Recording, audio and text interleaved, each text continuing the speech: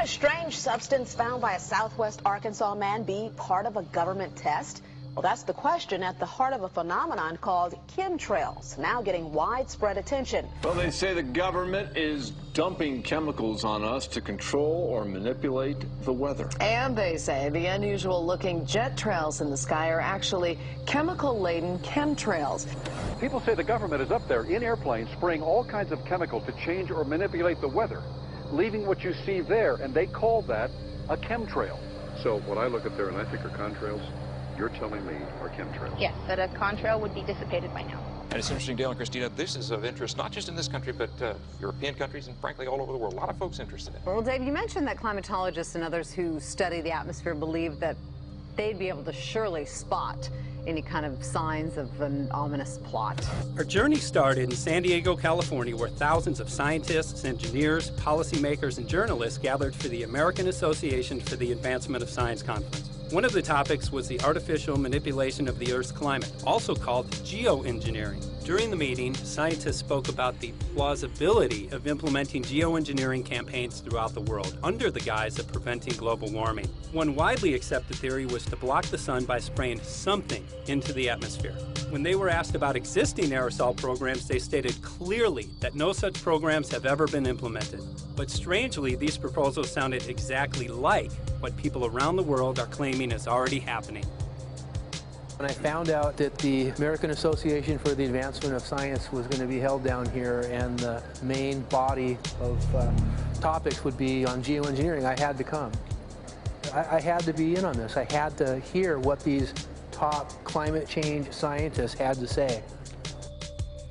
And that's the other question about chemtrails and whether geoengineering is being deployed right now without our knowledge. I don't have any personal insight into that, other than to say that I've worked in government at pretty high levels in the White House and at state government. I'm personally skeptical of that. But obviously you never know what you don't know. Chemtrails. On the internet, they are cited as proof of the government creating clouds to combat global warming. They claim the American government, with the secret approval of the national government, is covertly using jet aircraft to spray population centres with aluminium, with barium and with strontium so as to reduce people's humidity and reduce the global population. I'm always a little bit suspicious because the government doesn't seem that capable to do something on such a large scale. That is not rain, that is not snow. Believe it or not, military aircraft flying through the region is dropping chaff.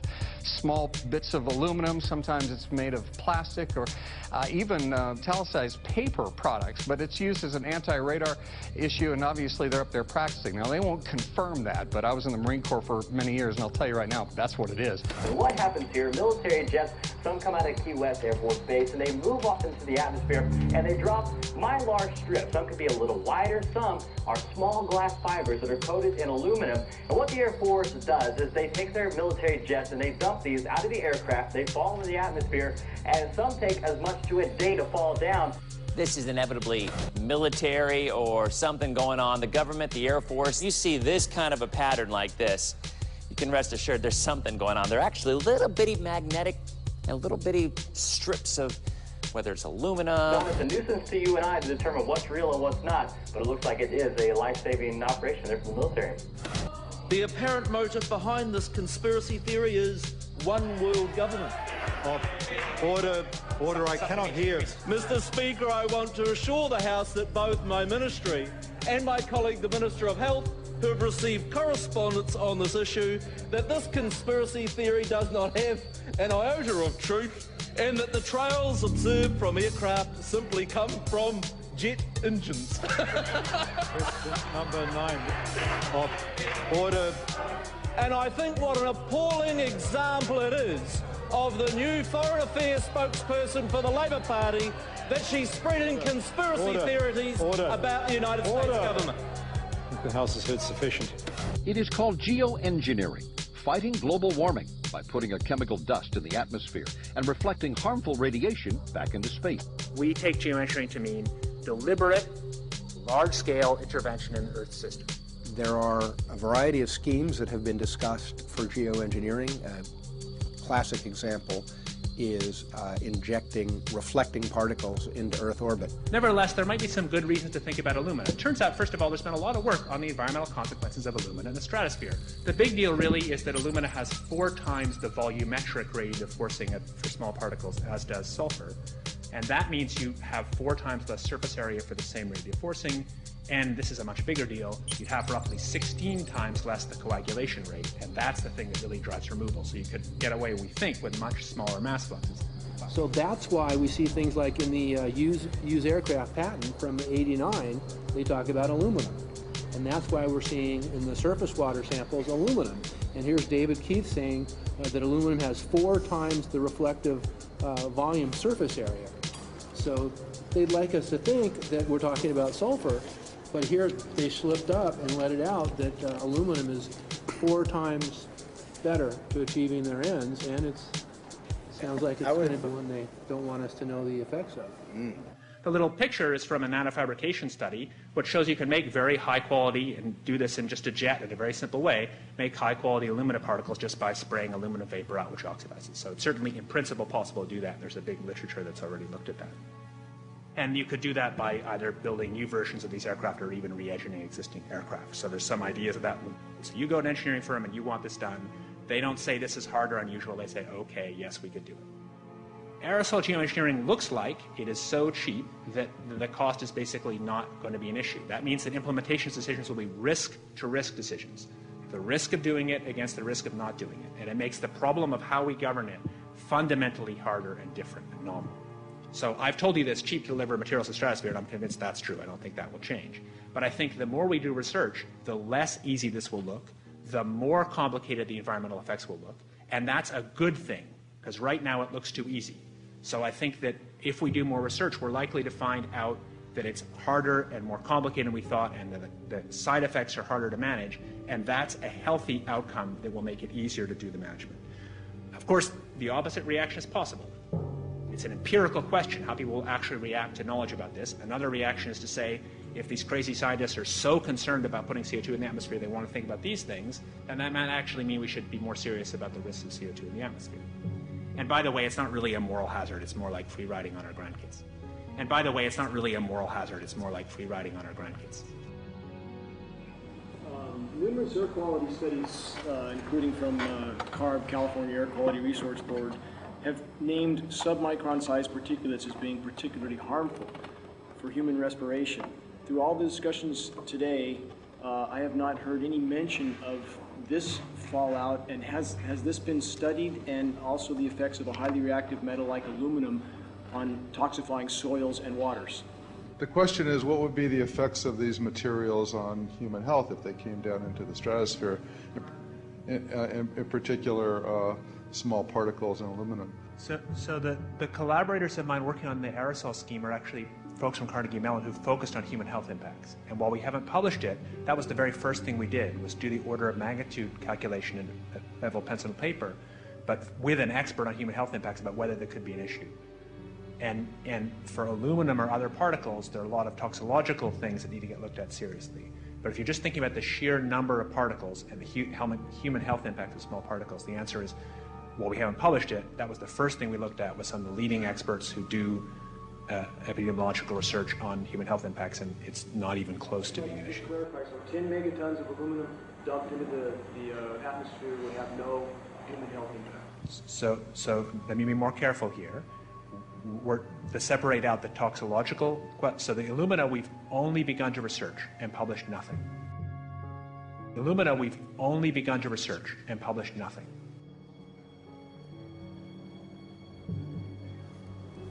Dane looked at him and he said, so you're telling me that spraying 10 to 20 megatons of aluminum, as you said, would have no human health effects?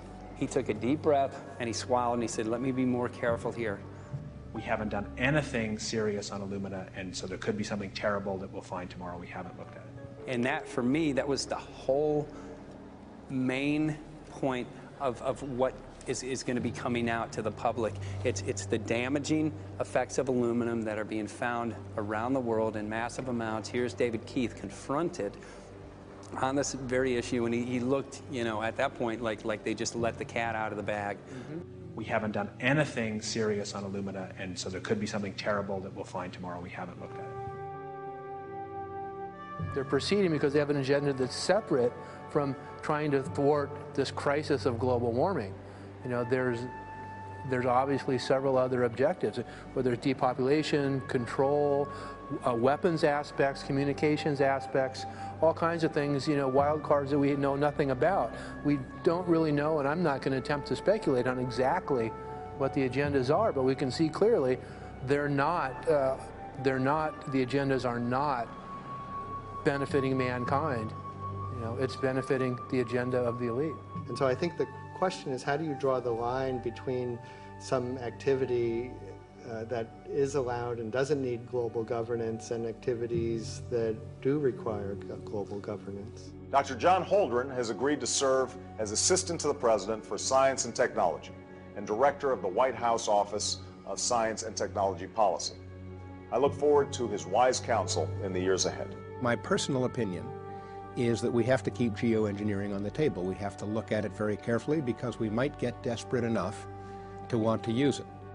So what would we do if in year 2040 or 2060 there's a severe climate crisis, say widespread famines or Greenland sliding suddenly into the ocean? That the only plausible way in which we could start the Earth cooling this century is to directly intervene in the climate system, say by putting particles in the stratosphere. We do stuff in the stratosphere all the time, of course, and so it's not as though the stratosphere is absolutely pristine. But you don't want to have people going off and doing things that involve large radiative forcings or go on for extended periods, or for that matter, provide lots of reactive surfaces that could result in significant ozone destruction. You know, maybe I'm putting a particle into the atmosphere because I'm trying to make money, or maybe I'm putting a particle into the atmosphere because I'm engaging in scientific research and trying to understand cloud physics, or maybe I'm putting this particle into the atmosphere because I'm trying to make it rain locally to seed a cloud and get more snow on our ski slopes. And this obviously raises all kinds of questions. It's hugely risky. It will likely negatively impact some people, but we might find ourselves in a situation where those risks seem worth taking. One of the things that really shocked me was in one of the breakouts they had the benefits of these programs and then the risks. Now the benefits, the one thing that was stated was the just cooling the planet. You know, some of the risks were ozone depletion, droughts in Africa and Asia. I got to tell you, I came away from this experience after listening to these scientists for 4 days of symposiums, really concerned, because it's clear now that they are justifying, rationalizing, and looking to legitimize some really, really horrible impacts, further impacts on our environment. And they're basically formulating the sales strategy and the implementation and oversight strategy and the funding strategy. After San Diego, I was shocked by the programs that had been proposed. I decided to write about it. That night when I finished, I sent the article to an online publication with my email address attached. When I woke up the next morning, my inbox was flooded with responses from around the world. Why? Because I had just broken the story on aluminum in geoengineering models, which I had no clue at the time that very few people knew about. Now this metal, aluminum, is being found in massive quantities way above normal levels all over in rain, in soil, and in snow. After that, the calls started pouring in from people who were desperate for someone to investigate. That was the fuel that started the film. Before we started filming, we had the opportunity to sit down with one of our favorite authors and documentarians, G. Edward Griffin, to find out what he knew about the subject. I'd like to talk for a minute about an issue that's getting more and more attention. That's the issue which scientifically is called stratospheric aerosol geoengineering, also called the chemtrail issue. I'm very aware of the chemtrail versus contrail controversy. As far as I'm concerned, it's an open and shut case. I have been watching the development of jet travel from its very beginning. I used to live near the Los Angeles airport. Remember when the first jets came in and landed, man, they made a big noise. We never heard a noise like that before. And we used to go down and sit at the end of the runway and watch these jets come in and take off because it was a novel experience. I've been watching jets all my life, and I know about jet contrails. I've watched them. They're vaporized moisture, ice crystals, and they get out there in the atmosphere, and then they effervesce and evaporate and then disappear, and you can see them. Plane moves along, and the little white trail follows right behind it, and usually about 10 or 20 lengths of the plane or thereabouts, and then it's gone. And you can still see them that way, by the way, once in a while. So there goes a contrail. These other things we're talking about are not at all the same phenomena at all. These planes go by, and they billow out this white smoke, and it covers the sky from horizon to horizon. It doesn't dissipate at all. And they crisscross each other. And you see this thing cover the sky and turn it milky, and then people start having trouble breathing, and then you hear stories about the aluminum and barium deposits that they're picking up and the residue. And you put it all together, and I don't see how anybody who's got their eyes open and their mind open can come to any other conclusion but that somebody is spending a lot of money and effort to spray the planet. The question is, why? I have my own theories, but I hope that there will be some good investigative reporters go out there and get us the answer. I know that whenever it's finally discovered, and it will be, the people who are doing it will undoubtedly say, oh, well, we did it for you folks. It's for the greater good of the greater number. It's for the society. It's probably to prevent global warming. Or maybe it's to inoculate people against some kind of a dreaded biological attack. We can't go around shooting everybody in the arm, but we can spray them and save their lives. You see how good we are? We're doing it for the benefit of society. I know they're going to, whatever it is, they're going to say it was for your good or mine. Think if we had the ability to steer hurricanes, and the hurricane was going to slam into New Orleans.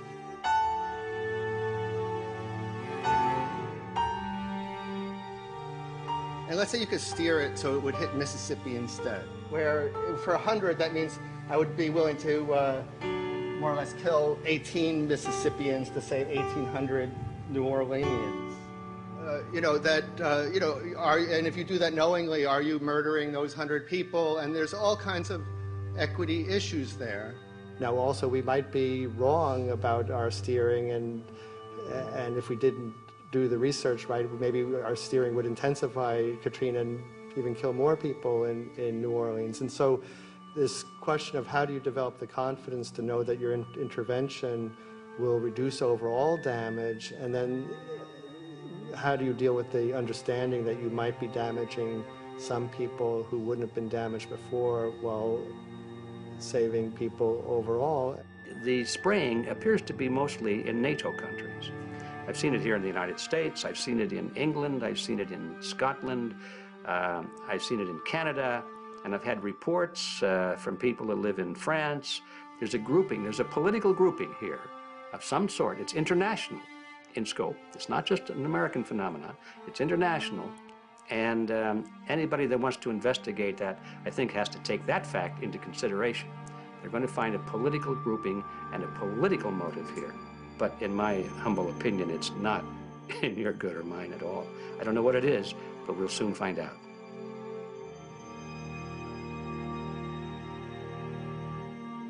I'm sure that if you follow the old advice, which is follow the money, you'll come to the answer sooner or later. Soon we realized that we all shared the same need to get this information out there, to share with the public, to let people know what is being done. Ed felt so passionately about the issue, he offered to help us. Well, the main thing now, since it looks like the budget is going to be met, is to get it done well. We don't come off the tree knowing any answers at all. Yeah, we're not scientists. We're just asking questions, exactly. And we've got to be very skeptical about the answers. That's it's totally accurate, totally honest. Why can't people see this? They're not hearing it. They don't know that the facts are not being presented to them. We're very lucky, you know that? Look at this opportunity that's been dumped on us. I know. Opportunity. It's, well, this is going to... Yes. This is going to be a battle, I know that. Challenge and a battle, but I mean, why are we here if it's not for that?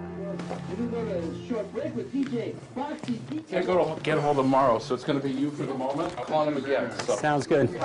I saw the sky crisscross with chemtrails, and I can't remember if it was in LA or I was on the road, but I had looked up one day, and I thought, look at that. That's not the flight path, man.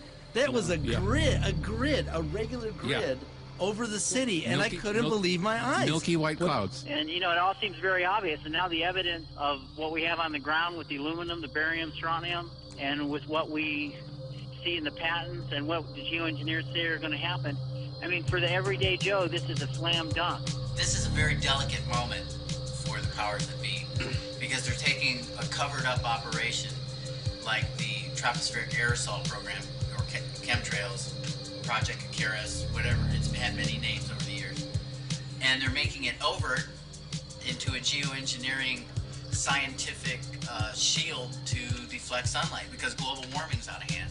So at this very moment, the belly of the beast is right above us with no armor. Whether people believe in chemtrails or not, the geoengineering should be scary enough. And when people learn about geoengineering, chemtrails will then become apparent because they're the same. So you're talking about global conspiracy here. Geoengineers propose doing this on a global level. Off to Redding, California. Guess this is the second step after the AAAS meeting. We'll see what we find.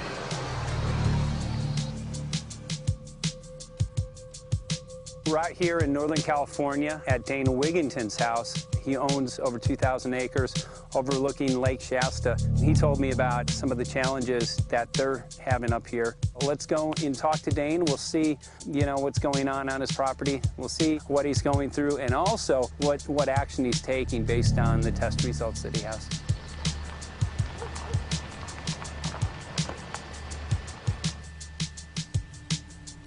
As you know, I have a background in the energy fields.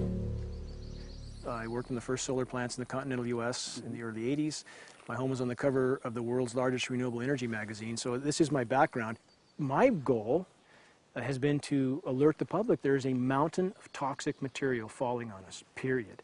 Before about 5 years ago, our skies were typically blue, and now you see it's covered with lines and haze, and virtually nothing you see on the horizon, nothing you see in the sky above us is a natural cloud. I mean, it is virtually all the remnants of these aircraft lines that you see fanning out, spreading into clouds, artificial clouds, but the sky is a very dirty look to it. There's not the white cloud blue sky that we had only a few years ago, but it looks like there's some sort of massive industrial activity or forest fires burning over there, and we see that typically every night.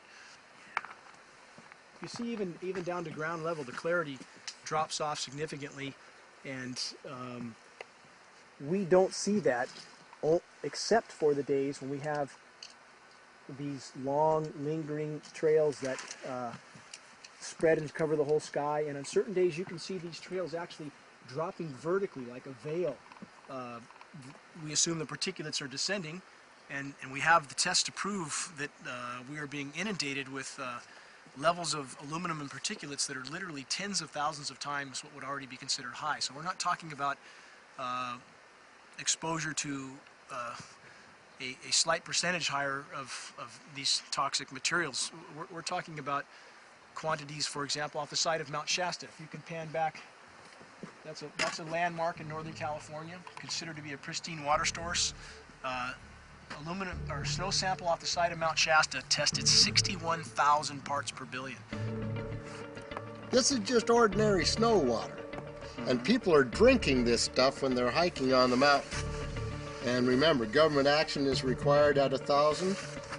This is 61 times over the government limit, and our hikers are drinking this poisonous water on Mount Shasta Mountain itself. God. Barium, 83. Strontium, 383. So this summer, the people climbing are drinking poison. Basically.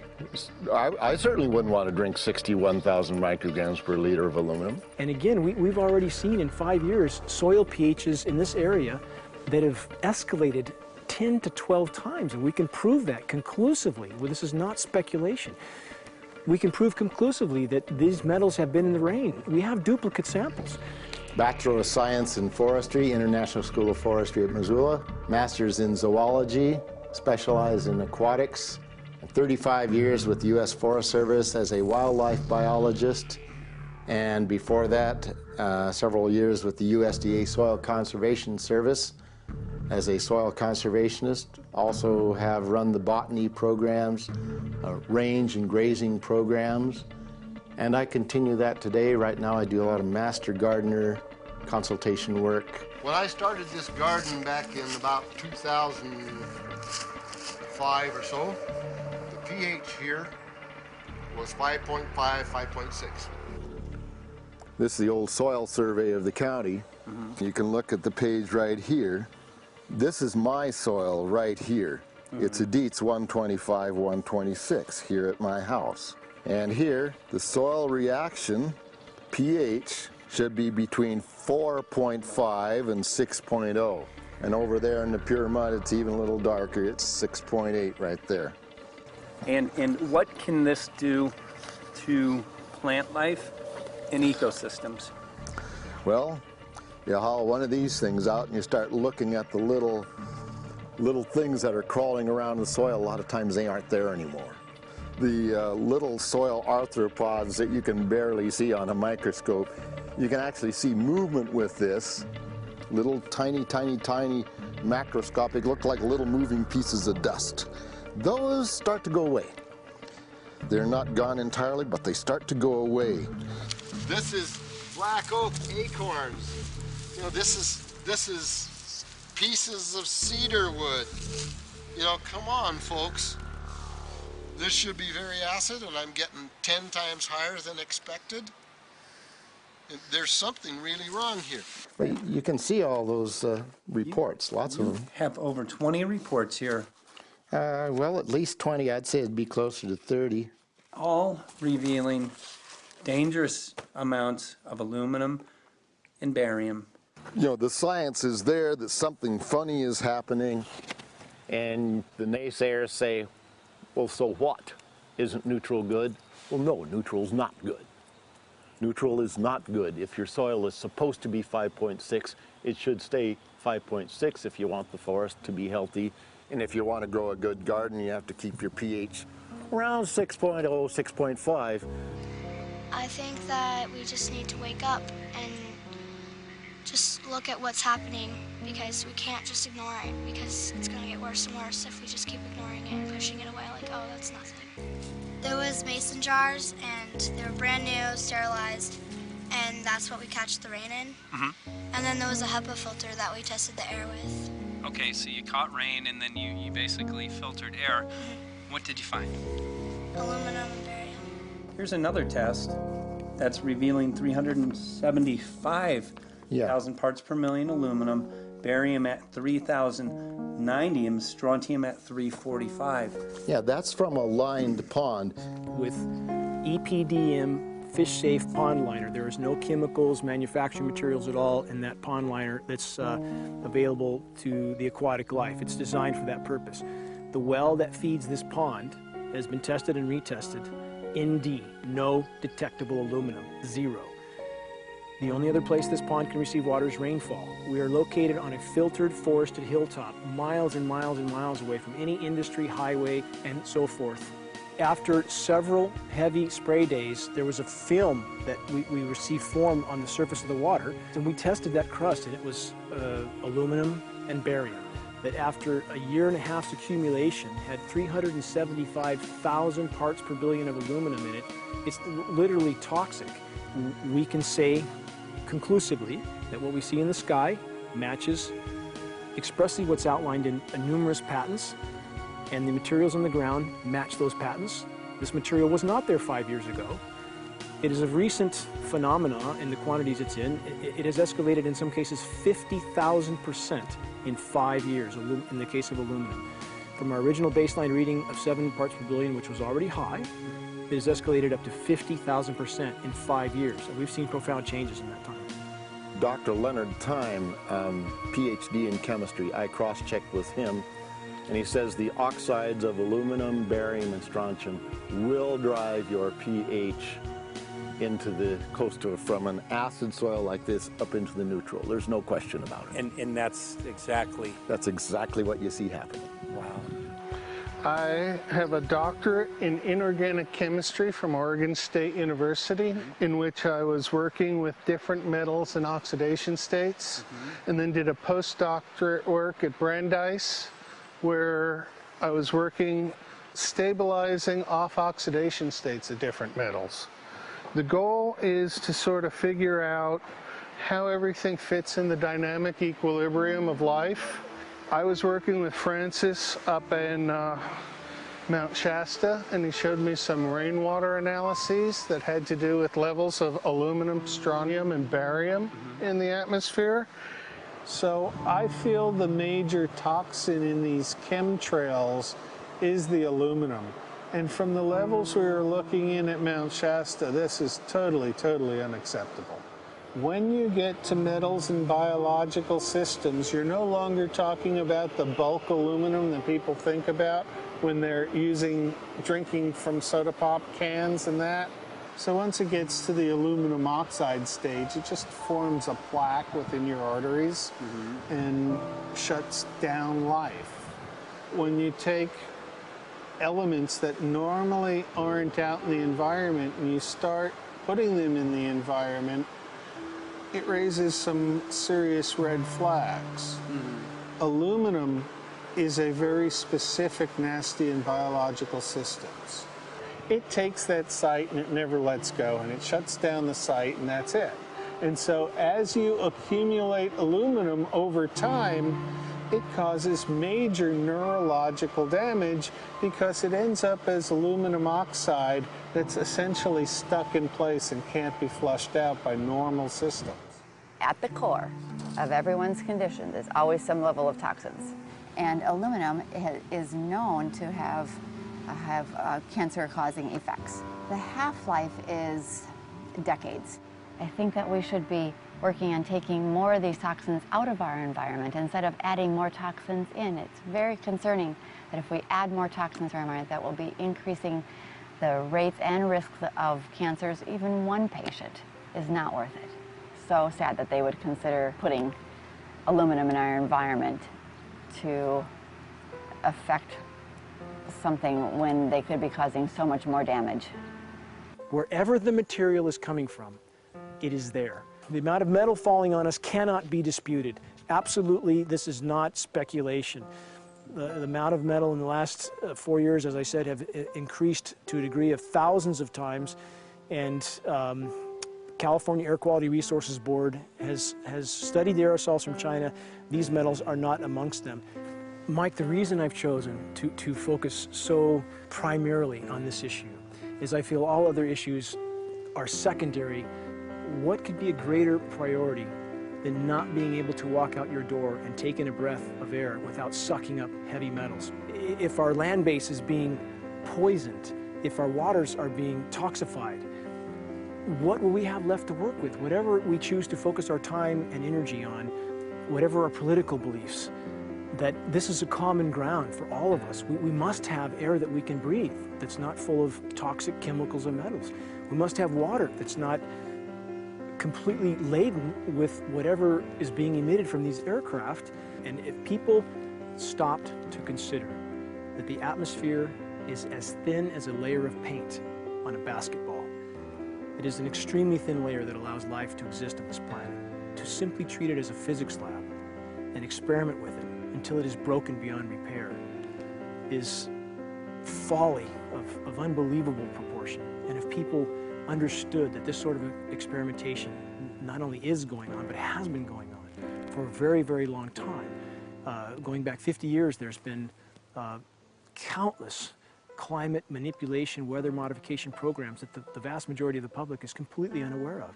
And if they think that this is not true, that certainly that somehow they would have known if it was occurring, I would ask them to look at things like Agent Orange and the things that governments do because they can, because there's no one to stop them, because they have these huge military machines that want to control everything. And in fact, the government's own document, perhaps you may have seen, it's available to any online, is called Owning the Weather, an expressed goal of our government, and not just our government. He told the Associated Press that the American government has created weather tampering techniques so that the New World Order will be able to starve millions of Americans and to control the rest. There is weather control techniques. Number one, the entire patents on the equipment. Number two, Senator Claiborne Pell's complete statement and story of his own that not only does it exist, but that we even utilize it as far back as the Vietnam War. Well, Murph, we're going to do what we can. Let's see what we can do. You got the scientists behind you. The scientists are with you, so at least this scientist is with you. I may not have $1 million budget, but I've got enough to show that something's dreadfully wrong. You got it. All right. So Arizona will be this Monday, the 21st. Senator Johnson up in Show Low. So we're going to be in the car a long time.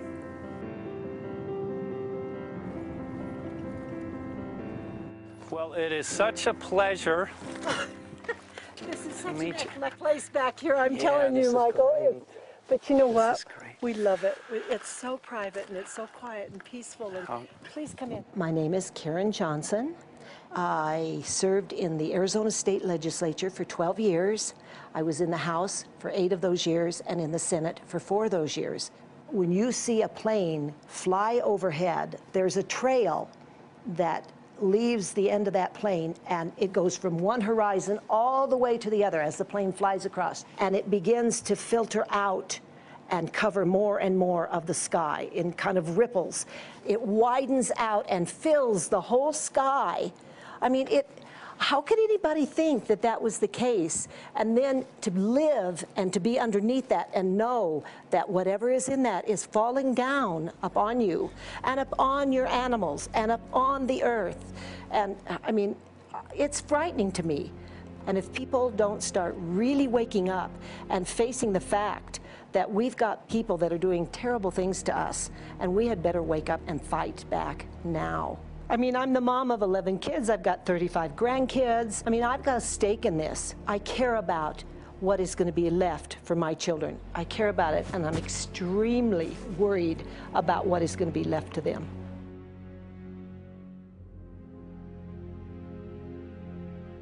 Aluminum is toxic, and we know that it's accumulative. And we know that we're getting more. So we're absorbing it in the air, we're drinking it in our water, so we are accumulating more. So the thought of more aluminum being dispersed in our environment in the way that you mentioned is very frightening to us and very disturbing to us. Those of us who have done any research on this are really quite concerned that we are ill-informed about this issue, and mostly that it's being done. Aluminum is toxic. We know that it is. We can debate as to the amount of toxicity that is going to be disturbing the body, but as far as really accepting the fact that it's accumulative, it's synergistic, then we have to conclude that it's not a good idea to put it in our atmosphere, especially when we know we're getting increased amounts, and especially since we know that the scientific communities around the world are pointing a finger at the heavy metal toxicities, at the toxicities that we're absorbing in the day-to-day food that we eat and the air that we breathe. The concern is off the charts about why is this happening? Why is this being allowed to be sprayed continually all over the United States, all over the world? Who is paying for this?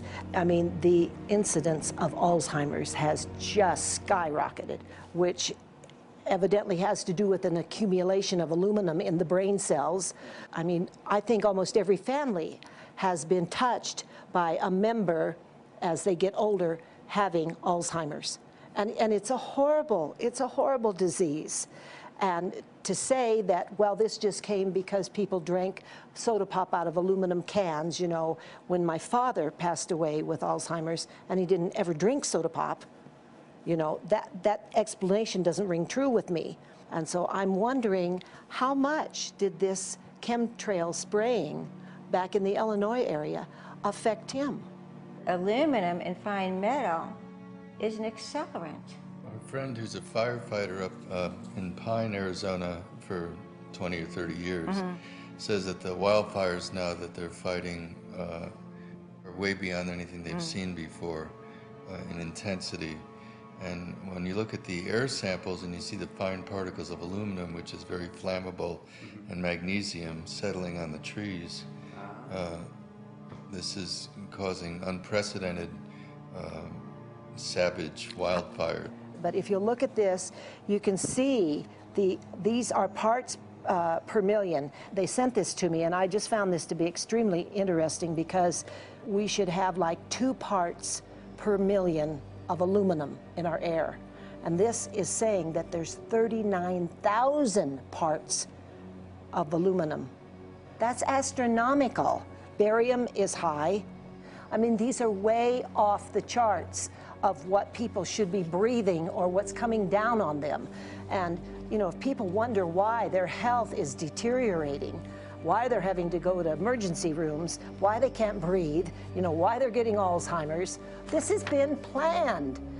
We have elites, I don't know what you want to call them, one worlders, Illuminati, whatever you want to call them.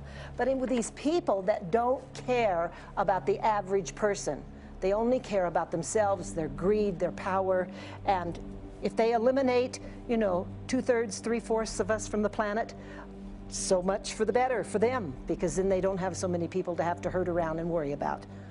So this is a lot what this is about, and this is very, very alarming and scary. I mean, where is this stuff coming from, and why? Why is this kind of stuff being put out there? You know, I've heard different explanations about, oh, we need to cool the planet, all this and that. But if people are up there trying to cool the planet, why do they need all this kind of stuff in it?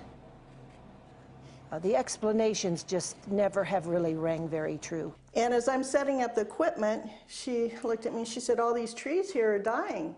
And I said, what? She says, all these trees in here are dying.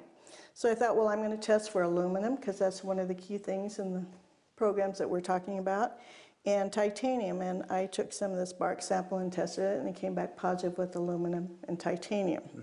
Then I started traveling around California, noticing the same thing.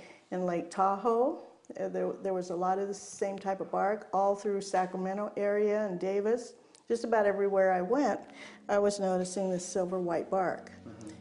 What I think is happening is these chemicals are getting down and destroying the roots. And then as they come up, they're going out into the bark. Those 2 right there are the ones that are just, it just hurts so bad to see these 2, because look how old and big they are. We probably lost 40 trees right here on our 10 acres. Every week, every other weekend, we'd see another tree that was beginning to die. And I mean, it's just so sad, we just cry. And to think that that might have something to do with it, along with their other explanations, would really, really frost me. Every time you lose a tree, you know, it's not good, it's just sad. And there's another one over here in this little group of trees here. Don't you feel better when you stand up and fight than if you crawl down in a little hole and go to sleep? You know, I mean, my gosh, people, your families are out there, children are out there, your grandchildren. I mean, you've got to do something to help.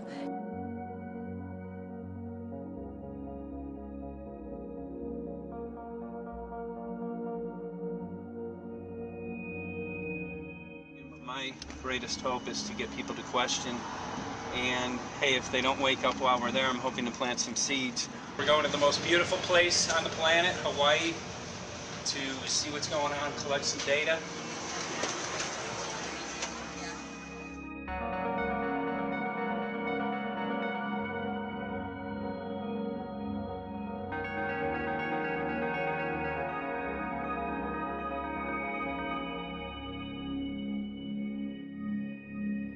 Thank you for having fun with us. Hope you enjoyed the trip. Have a great vacation and welcome home if you're lucky enough to live here. Thank you.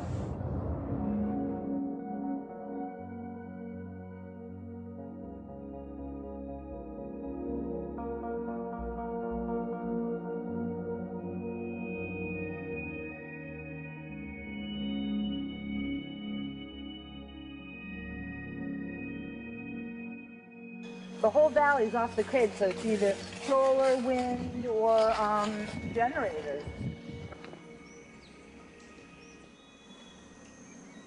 Look at this, man. Yeah, the mind can't even conceive of a dream of this. Right. Yeah, right. Even coming here, and one would never think, you know, in paradise that it's getting destroyed. And they're doing it island style. They do it off the island, right? They do it off the island, so they don't, you know, you don't see the chemtrail airplane. The theory is that they're spraying the ocean, offshore, and It's coming in on the... and it's coming in. Now these are coming from the west. They're also spraying on both sides today. A lot of this stuff is actually chemtrails coming this direction. There's material that's blocking. We should be able to see to the horizon, you know, where the Earth curves, because we're high enough and we have the ocean, right? So we should be able to see. We should be able to see the Big Island. It's only 30 miles away. And you can see it's not a blue sky behind it. That's the key. It's all, you know, has that kind of weird looking blue, like silver blue, I call it. And this is a nice day.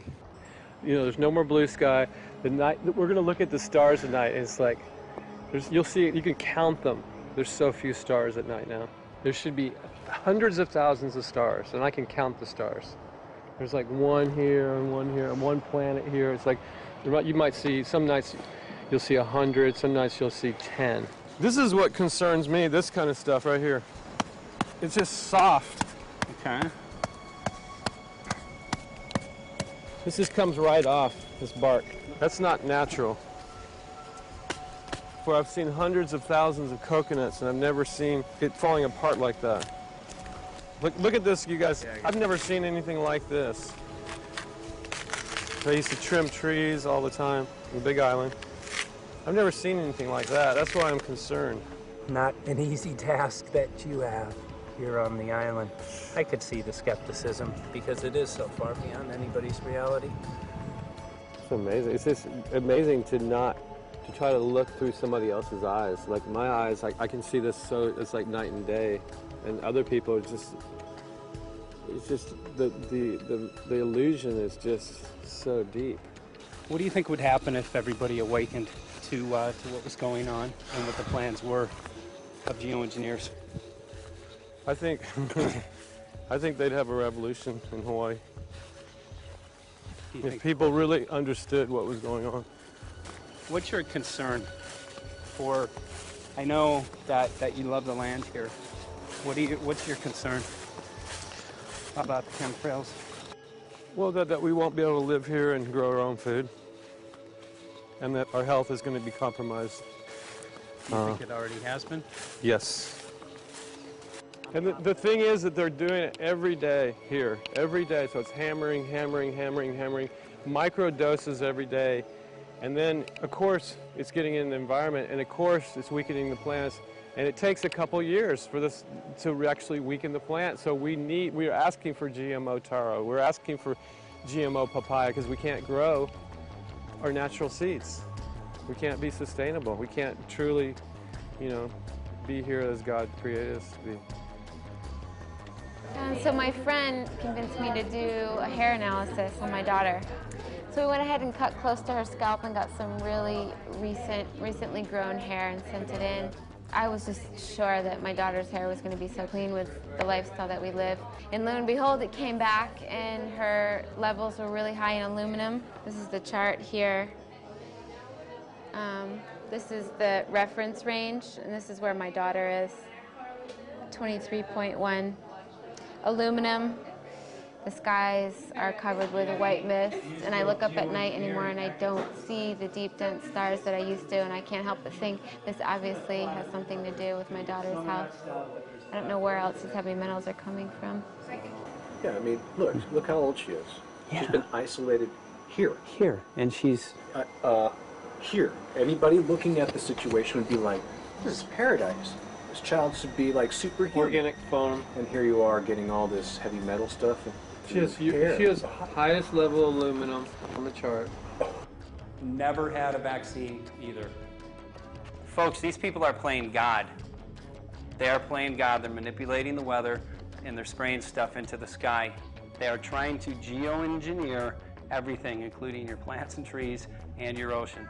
Well, tonight, we're just hoping that instead of not looking at it, you'll start looking into it, because I really believe from the bottom of my heart that we are in a real crisis.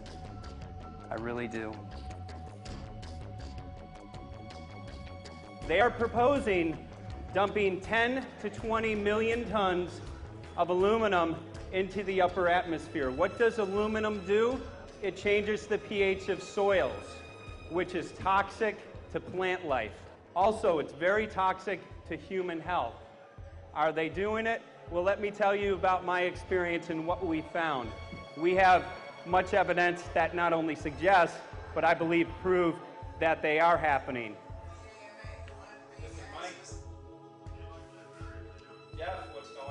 And as I promised, we're joined right now by a very special guest, Michael J. Murphy, currently on location in Hawaii. He's working on a documentary film called What in the World Are They Spraying? Michael, welcome to the program. Great to speak with you today.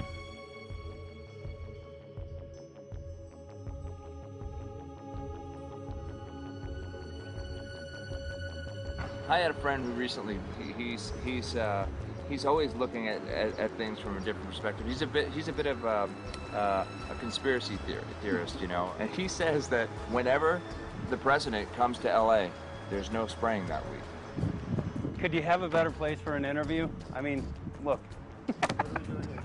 Well, this is being done over our farms and over our things. So basically, they want to eliminate our ability to eat organic food, have clean water. So in some ways, it sounds to me like, and you know, again, it's just a projection, but it sounds to me like this is control. How do we control the masses? Yeah. How can aluminum be good for you in any? And what was the second chemical you mentioned? It's barium. Barium aluminum. Obviously, those are toxic to everything. To human health. To human health, to farms, to animals, to everything.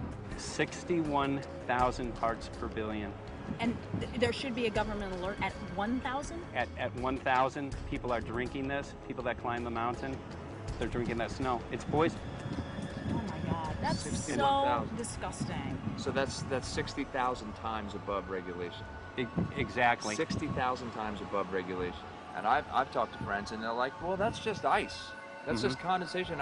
And I'm like, you can talk to a second grader. Ice doesn't float in the sky and spread out that way, you know? You're not an expert, but you're a concerned citizen who said, wait a second. Who's actually doing the research. Yeah, you're doing the research, and that's what we need to do as Americans and say, you know what, I want to know what's going on. I want to know what the FDA is doing to my food. I want to know what the government's doing with my air, my water, and the soil. And, you know, it's just great what you're doing, and I just, my kudos to you for bringing light to this subject. Put all of the theories aside, just what geoengineers are proposing and what's being found is scary enough. So we can just address that. And I encourage more people to just step up and ask questions and do what he's doing. So thank you, Michael, very, very much. Aerosol spraying aluminum affects everywhere, and we have a beautiful tropical climate which I believe might be in jeopardy. So we wanted to not only come and bring the message of what people were finding around the world, but encourage people to test for the aluminum, strontium, barium. Essentially, I think it was an effective trip. I saw a lot of people here in Hawaii, in Maui, awake and not only curious, but willing to look into this deeper, and that's my only hope. This is one of the boldest moves, I think, from Ed Griffin yet. This is the taboo topic that nobody's supposed to talk about, and that is aerosol spraying. Now, we've got tons of documented proof of errant aerosol spraying. It just blows my mind that the whole essence of humanity has always been to look up into the sky and ask why. Though there are no limitations, there's endless space, an endless universe. Now, in the 21st century, we're not allowed to do that. Anyone who looks up and sees the giant grids and the X's in the sky that weren't part of our existence until just a decade or two ago is somehow called a kook. And the people that are the best and biggest proponents for the revolution and for liberty, they don't want you to talk about it because you could discredit them. It seems to be an industry that's being built up to milk the taxpayers by undergoing some kind of a giant global spraying program to make all kinds of money on the project. And they don't seem to care really what effect it has. They're not trying to experiment to see if humans can survive it or anything like that. They just want to get this stuff up. And then we discover, as we're going further down the line, that there are companies generating genetically modified organisms, seeds, modified seed crops they're being engineered to resist the aluminum in the soil. And a lot of crops won't grow in that. And so now, after they've messed up the soil, all the farmers were going to have to go back and buy seeds that have been genetically engineered to resist the aluminum that have been put into the soil. And all of a sudden, mankind is completely dependent upon these companies like Monsanto and other giant agricultural firms. You can't even grow natural seeds anymore. And we're looking at that. It's a shocking thing. I hope we don't find that that's true. But all the arrows right now are pointing in that direction. We get into cost-benefit analysis here because there's also HARP could be involved in this. Geoengineering, as you guys mentioned, which is documented heavily in Dennis Kucinich's bill, that is the Space Preservation Act, which, by the way, I don't think got through Congress. And then Kay Bailout, as we call her here, Kay Bailey Hutchinson, also put together some legislation in order to qualify geoengineering, which, again, is supposed to save us all from global warming. But it is cost-benefit analysis because they can benefit on so many different levels. Ed, that's how they do everything, isn't it? That's right. And, you know, there's an old adage, if you just follow the dollar, follow the buck, you get to the source of the problem. And it looks to me like there's a tremendously profitable industry being built up right now around this concept of geoengineering or weather modification or reducing global warming and all of these other things that can be sold fairly easily to an unsuspecting public. They all say, oh, well, that's good. We don't want global warming, you know. And so they put up with this and they don't question, they don't criticize. But behind the scenes, you see a whole industry being built up, which is, as I say, tremendously profitable. And the money for all of that is coming from the taxpayers. And it's a scam is basically what it is. We're just focusing on the one area that is real easy to prove. There's no speculation in the area that we're going into. They definitely are doing this geoengineering. They definitely are talking about it. They're working up formulas for it. They're putting together strategies for it. They've got funding for it. Everything is in place. We don't even have to go into those other areas to make the case. Okay, let them believe that, but at least they must understand that there's no question that they're talking about it and planning to do it. And so shouldn't they be equally alarmed about what they're going to do? If it can be shown that barium and aluminum and some of these other toxic metals are very destructive to the planet and destructive to human health, isn't that enough? You know, how many issues do we need to crank into this? And so, you know, if you're going to kill the planet and kill the population, do we need any other reason to be alarmed? What in the world are they spraying? Thank God people are asking this question. That's all we want. We just want to be able to ask these questions. Our good friend G. Edward Griffin, all these years, Mike Murphy and Paul Wittenberg are doing this great effort with your help. This is a community effort to get people real information. What in the world are they spraying? Any final quick comments before we're out of time? And my only final thought is that we asked the question, what in the world are they spraying? And we now know what it is. And folks, you're not going to like it.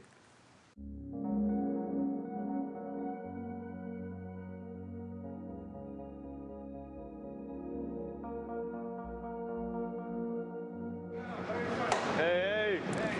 I'm Peter Vreken. I'm from Belgium. I'm 54 years old. I can't believe it myself. I'm a very happy and grateful person.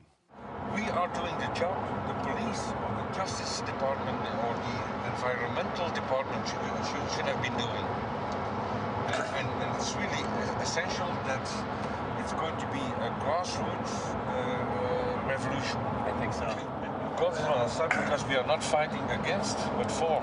Yes, we're fighting for. I was in the council for about 25 years and also a period as the mayor. So from that moment on, 10 years ago, everything started to change.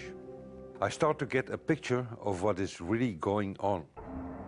And it became crystal clear to me that we, humankind, have been manipulated and dominated and exploited for centuries.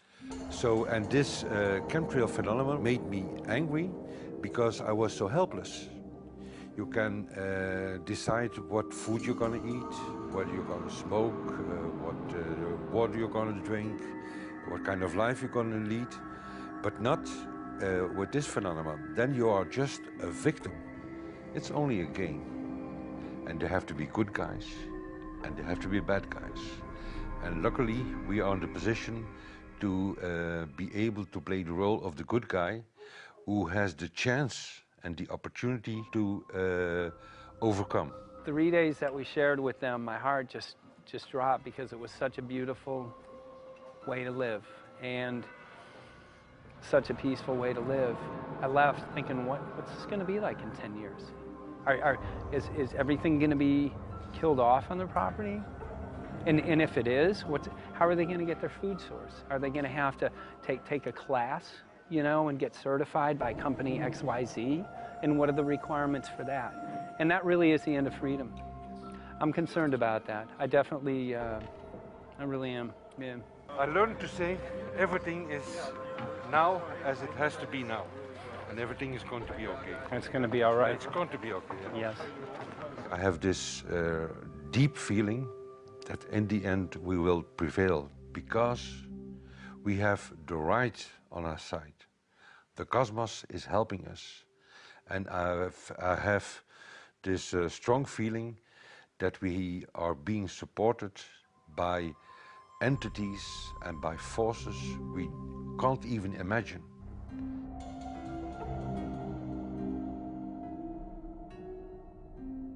Here for the first time we have this scientific proof that we are being spread. We are being spread, and it's incredible and it's hard to believe, but we are being spread. I think at this moment to stop is not an option.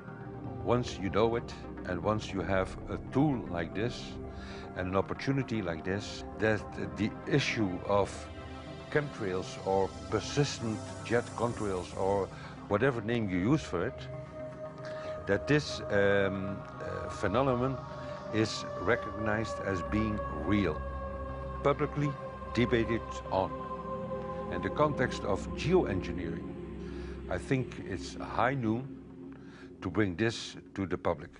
This is what the sky is supposed to look like. These are old paintings. We forgot this, I'm afraid. In the years that I have been a medical research journalist, I have looked at many, many things, and I found the same three issues in whatever I'm looking at. And that is that we are being dumbed down, we are being made sicker, and we are being made infertile. Citizens gathered from around the world in Belgium for the first International Chemtrail Symposium. The event attracted leading professionals, politicians, and activists who discussed the health, environmental, and social implications of these programs. Today it's only going to be about facts, documents, figures, patents, licenses, everything that brings us to the truth. We have no other weapon against this vast complex than exposing and bringing their dark works in the light of the truth. We have the hope that by our efforts, more and more people will become aware of the fact that we are deceived by our leaders. So today, we, as a family, join forces with the people who publicly made known to the world that chemtrails are not a conspiracy theory, but a conspiracy fact. From the Technische Universiteit Delft in the Netherlands. Ladies and gentlemen, please welcome Koen Vermeeren.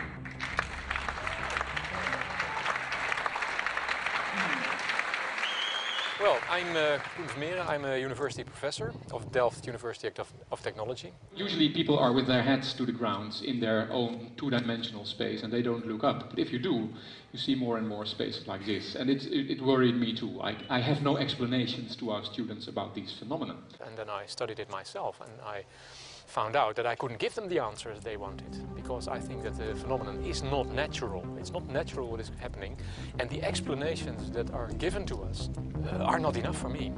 If you look at them from a scientific point of view, the first thing a scientist does is trying to explain something. Because I'm smart and my students are not as smart yet, so I have to give them answers to questions. But if you ask most scientists honestly, they cannot answer all your questions. If people are using climate control over our heads, I want to know about it. I want to know the consequences, I want to know the health impact, I want to know everything. I need, as a teacher in my university, to give answers to my students. And they have good questions. And I don't have the answers, and I want to know. Excellent. And we should discuss this. Ladies and gentlemen, for here you in the auditorium and for all over the world, Michael Murphy.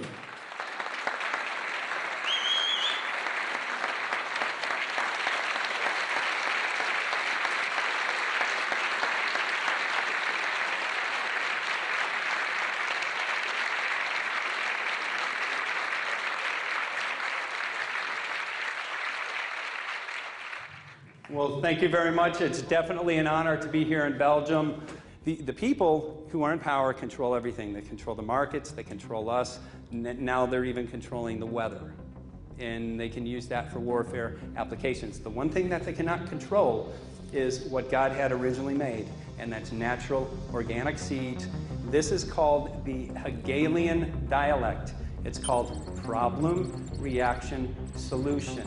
The problem here is massive amounts of aluminum, things starting to die. The solution is Company X that says, hey man, you're not getting yields on your crop. Everything's dying. But I got the solution. I got a seed that will grow in this environment. The only problem is now you have to start buying from me. We're a little concerned that maybe part of this agenda could be to kill off anything that's natural and organic and re-engineer it with aluminum-resistant GMO seeds. Many may know we just got back from a week of filming in Hawaii, and it was an incredible trip. A big concern for the people there is they're beginning to see softening of the coconut trees. But their concern is that these programs may again be part of a broader agenda to destroy anything that's natural and organic, so that the corporate redesigned GMO foods might be the only source of food for people. I didn't anticipate so many people, young and old, who are interested in this phenomenon and are concerned about it. And I especially liked the address that the young girl gave today, only 17 and already making an address to the audience. That is, well, incredible. My name is Sofia Xenidis. I am 17 years old. It is quite scary to know that the air we breathe is not what it's supposed to be. That the food we eat and the water we drink contain traces of those substances which are sprayed out over all of us, as though we were being poisoned like insects. The feeling that this is causing me are feelings of deep anger and rage. I don't want to be poisoned. I don't want to be infected with cancer. And I'm just so angry that this global poisoning can be going on such a massive scale, and not enough is being done to stop this crime. A clear answer to one question. Are we being sprayed? Have we been sprayed? And is it their intention to spray again and again? What are we going to do about it? How are we going to deal with it? How are we going to stop it? I know the answer. There is only one person who can stop it. And you know him. You are. You are the person, the one you have been waiting for. We are magnificent, beautiful, godlike, divine human beings. Ladies and gentlemen, sisters and brothers, in this auditorium and in the whole world, thank you so very much for being present with us. And for now, please enjoy this anthem.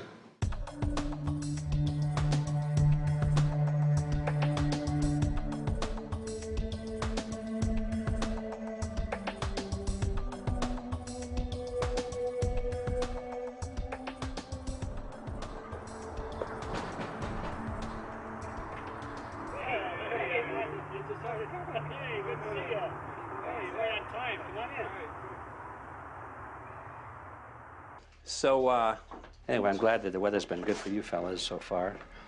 Just think if we were doing this in the wintertime, you might, if you're going to Washington, D.C., you might run into snow. Thank God we're not. That's right. You know, it's interesting because of the different weather modification programs. There's something like, I think, right around 32 in the continental U.S. alone going on. So the theory is that geoengineering is in part weather modification. You know, Mike, that's a very good point. There are so many subsets connected with this issue of geoengineering. People are writing to us all the time with information about the connection to global warming and the connection to weather modification. Some people think there's a connection with Morgellons disease. Others think it's kind of a means of transmitting electromagnetic impulses from the HAARP antenna system up in Alaska and Siberia. Boy, it gets your head spinning, and each area, I think, is worthy of investigation, but we have so little time. I think it's wise for us to stay focused on just the aerospraying and the toxic effect of these chemicals and the destruction of the planet and the damage to human health. What more do you need than that to convince people that we have to put a stop to it? So to stay focused, I think, is our mission on this one.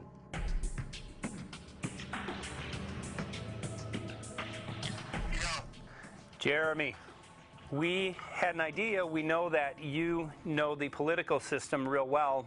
Our idea was this. We have a ton of data and information that we've collected throughout our travels, and you know, we really think a good way to end the film would be addressing this to elected officials, some of the senators. So we were wondering this, if you might be able to come and kind of help us out and perhaps show us the way in how to get this done politically. But it sounds like a really good idea, and I'm also going to get to, in terms of researching who it is that we should really focus on talking to about this. At the very least, if we could make it impossible for them to claim that they don't know at this point, we can strip away their plausible deniability that they haven't heard of the data that points to geoengineering stratospheric aerosol operation already going on. At the very least, it should be very interesting to go to district of criminality and put some people on alert. Yeah, you have a lot of enemies in Washington. That's where all the power comes together and the money, you know. So there are people there, I'm sure, that just don't want us to do this job. But I'm glad you're going, and you'll find out.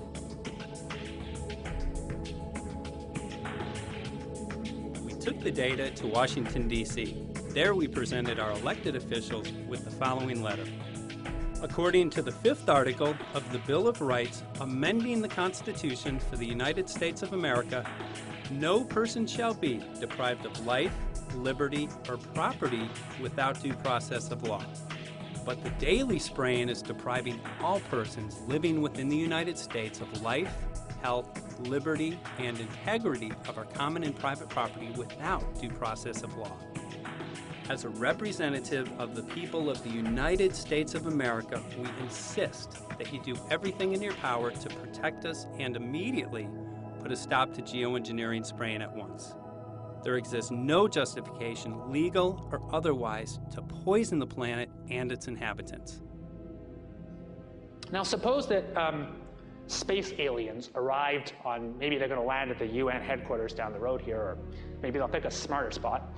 But suppose they arrive and they give you a box, and the box has 2 knobs. One knob is the knob for controlling global temperature, maybe another knob is a knob for controlling CO2 concentrations. You might imagine that we would fight wars over that box, because we have no way to agree about where to set the knobs. No global governance, And different people will have different places they want it set. Solar engineering is like chemotherapy. No one wants it. But we all want the ability to do chemo and to understand its risks, should we find ourselves with dangerous cancer. How long does it last up there? The lifetimes are years. What, years? A couple years. And then it what, precipitates out, or Yeah, that's correct. no toxic side effects that we know of? The thing we always wonder about is the unknown unknown. Yeah. So if you're thinking about, say, the acidification, it's clear that's not a problem. There's several studies that showed that. Right. But of course the concern here is with so little research, there may be some unknown that comes out of left field that bites us. My name's Mike Murphy. I'm a filmmaker in from Los Angeles. We're covering an issue called geoengineering. Okay, thanks guys. Senator, a question about the issue of geoengineering. I'm afraid I don't know what you're talking about. And wondering if you were supportive of geoengineers' proposals of spraying 10 to 20 million tons of aluminum into the atmosphere. I should really get a briefing paper on it before you give an opinion. Oh, not a problem. Are you aware of the issue? Not completely. At all? Because, okay. Do you have a letter from constituents, and people have concerns? Yeah, We're making a documentary about the I don't know, you guys have credentials to be here? Yes, yes, we do. We pass through security as well. Endowed by our creator. I think so. Please don't touch Please don't touch my property. You're lying. No, why? What did we lie? What did we lie about, sir? No, we're not. What are we lying about? Lying about what? That's a little unusual, huh? I haven't heard that. You're not aware of it? And it appears that these programs have already been deployed. You know, I have to look at that proposal, and so, you know, why don't you let me review it? I can do that. Are you aware of? Actually, I'm going to go. Yeah. Let me go ahead and get that. I will take a look at this, and I will act accordingly. General, this program, this openly covert program of the aerosol spraying, stratospheric aerosol spraying, geoengineering, using tons of aluminum, spraying it up in the sky. I have no idea what you're talking about. Okay. Commonly called chemtrail survey. When you were the head of NEMA, did you see the aerosol trails? Mike Murphy, filmmaker in Los Angeles. Hi, sir. And we're covering an issue called geoengineering, and wanted to know if you're supportive of geoengineers' proposals.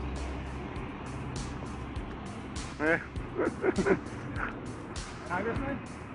Hey, Congressman. I'm wondering if you're supportive of geoengineers' proposals, which is dumping 10 to 20 million tons of aluminum into the atmosphere.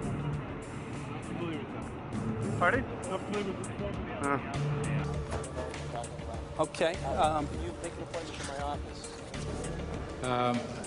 I'm not supportive. I haven't looked at it so I don't. Have you heard of the issue? Because it's becoming mainstream in public, and there are actually congressional committees which are being formed to talk about these programs. Mm-hmm. Yeah. Well, I think when we drop anything into the atmosphere, we should know prior to the effect of that, right? Yes. And if we don't have the knowledge as to what the effect will be, we shouldn't do it. I think there are 4 different options for thinking about deployment of geoengineering. The first one would be we just ban it. I would argue that one does not want to get too firm a restriction in place on small-scale studies early on because it'll tie the science hands. I think what the science community ought to be trying to do is say, you do small-scale stuff inside this space, and it's a scientific question what that space ought to be. There shouldn't be a lot of oversight and restriction. Congressman? Excuse me. Hi, I'm Mike Murphy from Los Angeles, covering an issue called geoengineering. These guys are running from the geoengineering issue. I wonder why. I'd have to talk to my staff. I don't know what your details on that are. Have anyone made you aware of the issue, or? Sir? Congressman, your committee talked about geoengineering last November. Are you in support of those proposals? I'd love to give you a paper. Geoengineering? You know nothing about the geoengineering issue? Never heard of it. They call it geoengineering, but... yeah, I never heard of it. It's nothing I've ever heard anything about. When we looked up in the air today outside of DC, we saw this stuff going on. Quickly, have you heard of geoengineering? No. The proposal is to shoot 10 million tons of metals into the air. This committee, Science and Technology, covered it for the first time. No, I've never heard of it. So we were very concerned.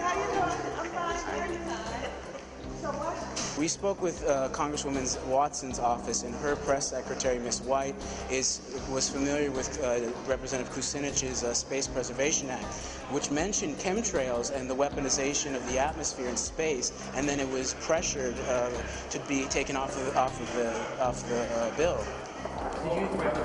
Did you see the aerosol spraying going on today over the Capitol? Congressman?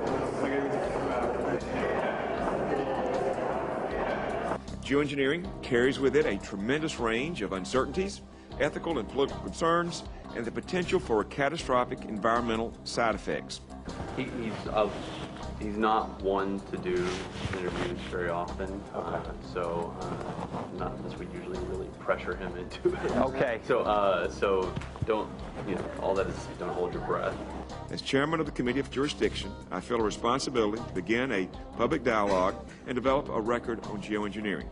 We want to know if you're supportive of their measures by spraying 10 to 20 million tons of aluminum into the atmosphere? No, I think we need to have more research. Okay. And about the issue of current deployment, there's literally a mountain of evidence that many people believe proves the deployment of these programs. Any knowledge of that? No, there's certainly not a mountain of evidence, but I do support research into geoengineering, and I also support looking into the international governance of that. Okay. I hope anybody that has studied it knows, at least I think, that it's a radical proposal, and I hope we don't have to use it, but there may come that point in time where we do. Now, if we could provide you with the evidence that suggests that these programs are and have been ongoing, would you be willing to address this publicly? We've had about 3 or 4 hearings on it. We have addressed them publicly. Well, not about the proposals, but about the current deployment of these programs. Citizens. I don't support the current deployment. I think we need to have more research, and they have consequences that go beyond one nation. And so I think that there needs to be governance to that. Governance is not simply an issue of deployment, but governance before deployment in terms particularly of large-scale scientific fieldwork. I concede that on this subject and in general, it's not popular to talk about global rules. And when these people started talking about the need for UN Security Council oversight, a supranational environmental security enforcement with a strong mandate by the UN, it really is clear that they're looking for a global power behind the manipulation of the environment. But I do think it needs to be sort of an international kind of treaty that does tie and bind all nations into a common fate. It is a common fate. And unfortunately, it's not just big governments that could do this. It is small governments. It is billionaires probably could figure, I'm going to save the world all by myself, and I won't bother to mention it. How do we decide when there's a planetary emergency? Whose hand is on the thermostat? How do we decide when to start it? There's no way to do that right now. And what if we do start doing it, and then by some problem with the technology or with the will, we can no longer do it? In a year or two, the aerosols will come out of the atmosphere and temperatures will shoot up at a rate much faster than it's going up now. And it's that rate of change that's hard for us to adapt to. So once we start it, we'll be sort of locked into doing it for a long, long time. And so that, and with basically no end in sight. Boeing would pursue this to make a profit, right? I mean, there's financial motivation to do this. Let's see. So let me not speak for Boeing. Is that allowed? Okay. Yeah, well, it is what it is. No, but someday, if the U.S. is going to decide to do this stuff, they're going to look to a company who can do it, and you want to be positioned.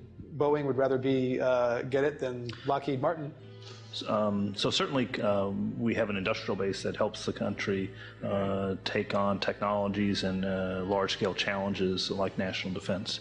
And we do that both for a profit motive as well as, I think, as a national service. So I think it would be truly disastrous if, you know, we discovered a few years from now that there was a black program that some government had stood up to sort of learn on the quiet how to do this. It's pretty clear you can cool the planet, but you will not and cannot bring it back to exactly the same climate state you started with. So you may or may not, and I expect we'll have a lot of back and forth about how useful it is to ameliorate the risks of climate change. I think there's a good evidence it probably is useful, but we don't know. But it certainly can't get you back to exactly the climate you started with. I think everybody agrees with that. Do you think you'll see deployment in our lifetime?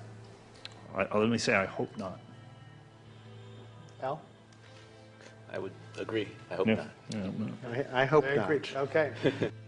I see this as something like an evacuation plan.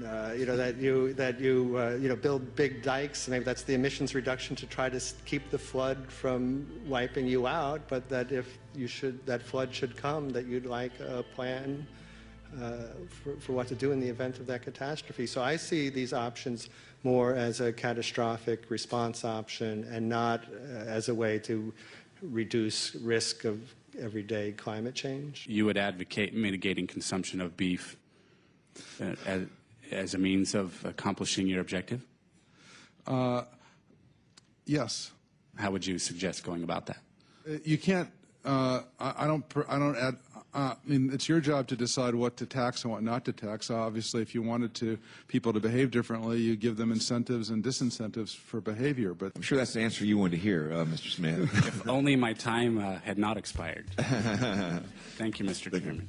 Because there's literally aluminum and barium contamination found around the world, believed to be from these programs.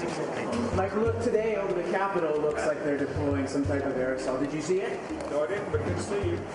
In a James Bond scenario, some rogue rich guy puts some airplanes in the air and sees the clouds. What is to prevent that?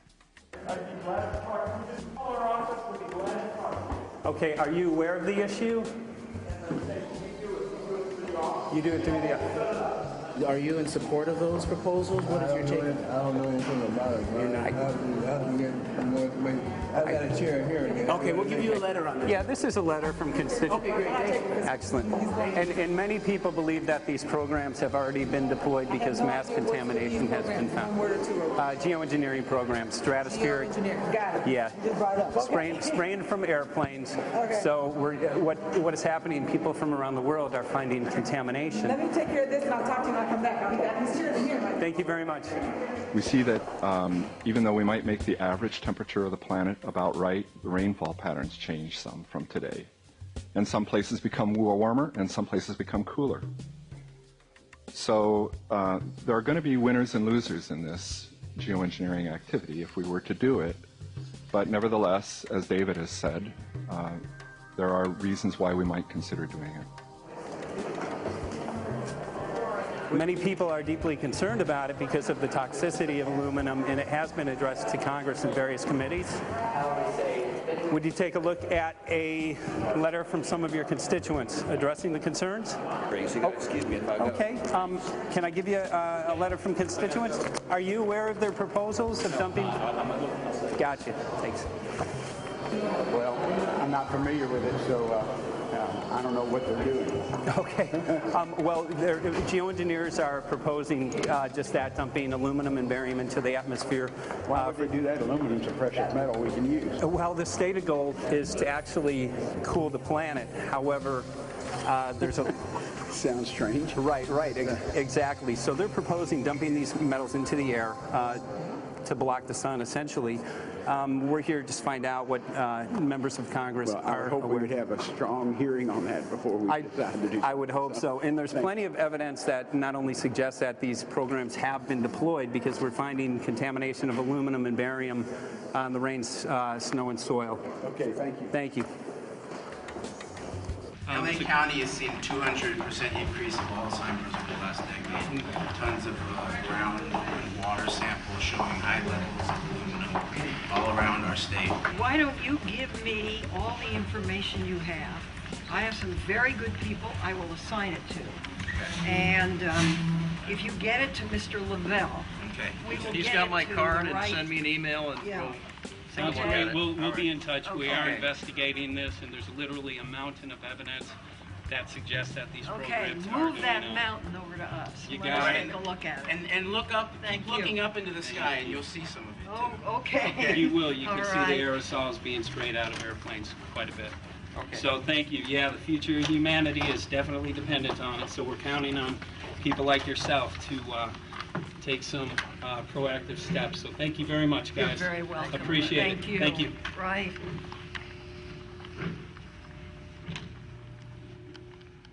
A lot of Congress was running down the hallways to avoid answering any questions, looking for doors in the hallways. So apparently the war is against all of us, and we're all in a hostage crisis. People who took an oath to uphold and defend the Constitution are not only know this is happening, are participating in this. And all of us have a duty to stand up and speak out about it. Why is the water being contaminated? Why is the soil being contaminated? Why are aluminum-related diseases going up? And it's affecting all of us, and thus we all have the duty to stand up and speak out and get educated and stop this. For our own sake, for our children's sake, it is a crucial moment in history right now. The human beings, we need to decide whether to live on our knees while being sprayed and poisoned every day, while being under a continual threat, or whether we are going to stand up and live as free human beings and seek truth, justice, peace, and freedom for all of God's children. So as you can see, we're ending our film here in Washington, D.C. We've made many public officials aware of this. Most of them either denied any knowledge of this or they simply were unwilling to address the situation with us. So as you can see right behind the White House, we do have aerosols behind us. The spraying has continued. What is the solution? Is the solution here in Washington, D.C.? Clearly, this is one of the solutions, but the solution is not only here, the solution is within you. This issue affects all of us so deeply. So you need to look inside. Please get active, get involved, start spreading the word with growing awareness. About 90% of the population, we believe, is unaware of this issue, which means 90% of the people who normally might do something if they knew are not doing anything because they are unaware. So please look into your heart, use whatever skill you have to get the word out. The future of humanity is dependent upon it.